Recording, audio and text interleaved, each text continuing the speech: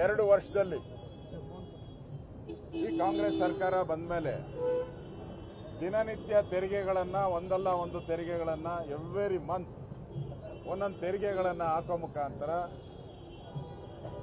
ಜನರ ಬಾಳು ಬೀದಿಗೆ ಬಂದ್ಬಿಟ್ಟಿದೆ. ಅವ್ರ ತಲೆ ಮೇಲೆ ಸಾಲದ ಹೊರೆಯನ್ನು ಹಾಕ್ಬಿಟ್ಟಿದ್ದಾರೆ. ಈಗಾಗಲೇ ಈ ಬಾರಿ 1,16,000 ಕೋಟಿ ಸಾಲ ಮಾಡ್ತಾ ಇದ್ದಾರೆ. ಏನು ಸಿದ್ದರಾಮಯ್ಯ ತೀರಿಸ್ತಾರ? ಡಿ ಕೆ ಶಿವಕುಮಾರ್ ತೀರಿಸ್ತಾರ? ಈ ಸಾಲನ ಜನ ತೀರಿಸಬೇಕು.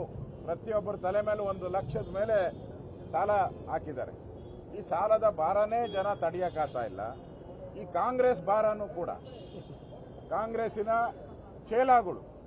ಕಾಂಗ್ರೆಸ್ಸಿನ ಚೇಲಾಗಳಿಗೆ ಒಂದೊಂದು ಚೇಂಬರು, ಒಂದು ಆಫೀಸು, ಅವ್ರಿಗೆ TA, DA ಸಂಬಳ, ಕ್ಯಾಬಿನೆಟ್ ರ್ಯಾಂಕು ಎಲ್ಲ ಕೊಟ್ಟು ಸುಮಾರು 60 ಕೋಟಿ, ಅಪ್ರಾಕ್ಸಿಮೇಟ್ಲಿ 60 ಕೋಟಿ ಸ್ಯಾಲ್ರಿ, ಇನ್ನೊಂದು 60 ಕೋಟಿ ಅವರ ಆಫೀಸನ್ನ ರಿನಿವೇಷನ್.